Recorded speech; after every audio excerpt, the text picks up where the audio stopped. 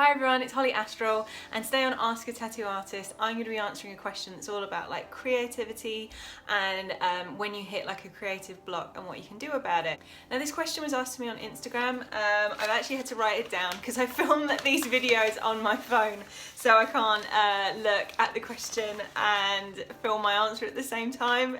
So yeah, I had to write it down really low tech on a piece of paper. So Firestarter asks, how do you keep yourself motivated when you find you have slight art block or when you're just feeling down?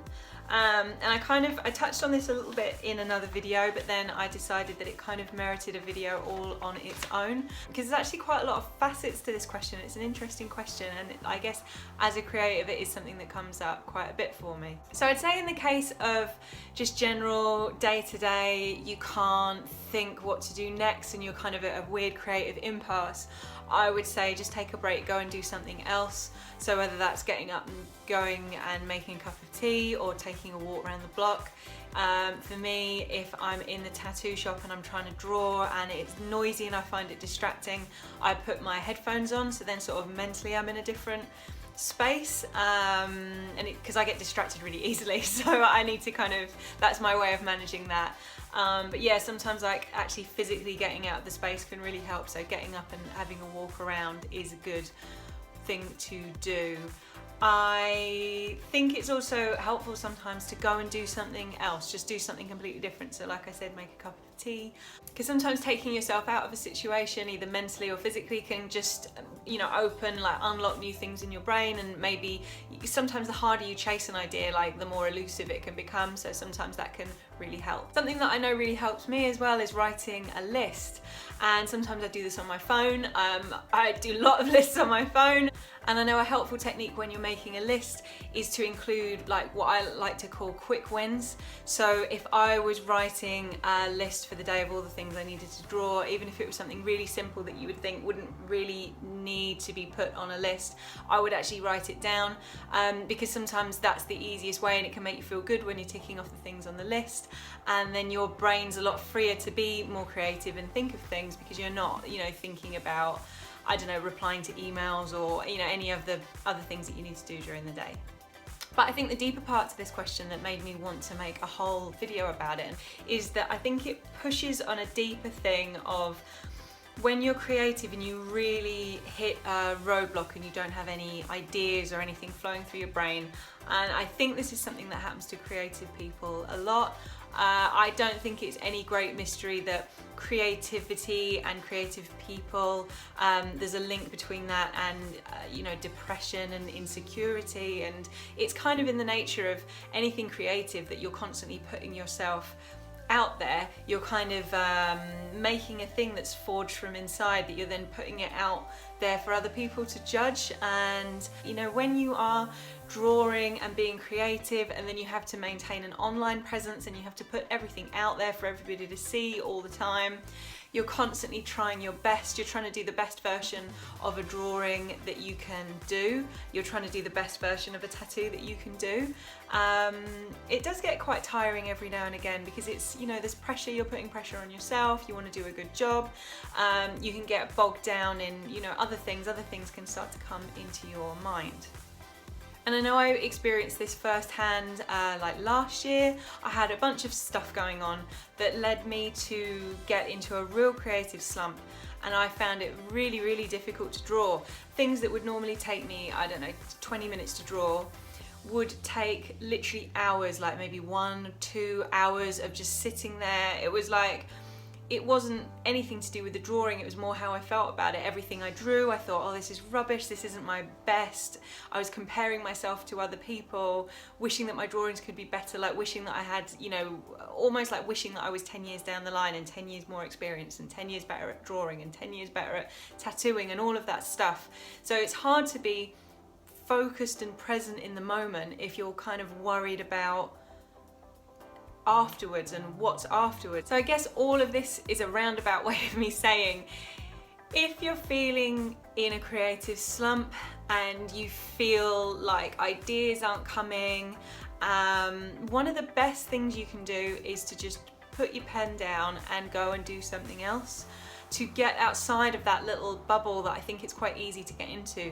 And I would extend that as far as, you know, don't look on Instagram, don't look on Facebook, don't compare yourself to other people. Sometimes looking at other people's work, if it's with, you know, within the same arena, there's a fine line between it being inspiring, but then as soon as you start to feel down, it can feel overwhelming. And sometimes I think it's important to almost not look at other people's work. Maybe seek your inspiration from other things, like, so you could try listening to music or watching a film and get some inspiration that way, because, you know, it is all really in there. You do have it, but you just kind of need to find a way to unlock it.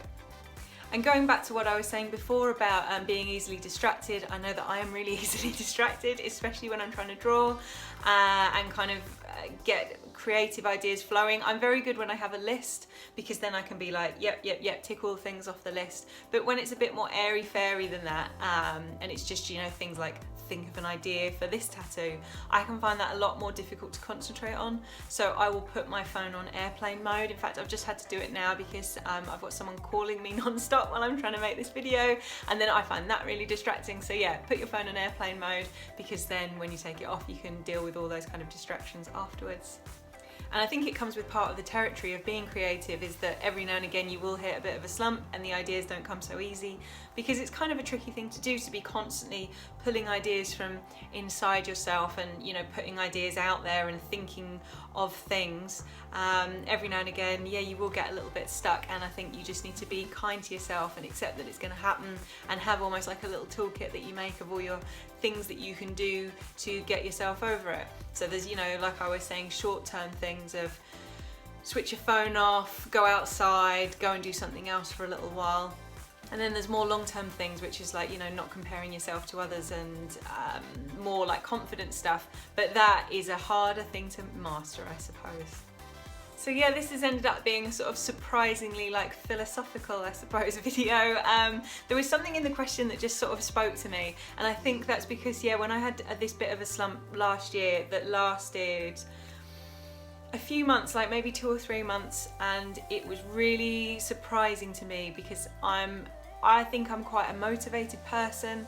If I have a list of stuff to do, I will do it, and I enjoy, you know, being busy and achieving things.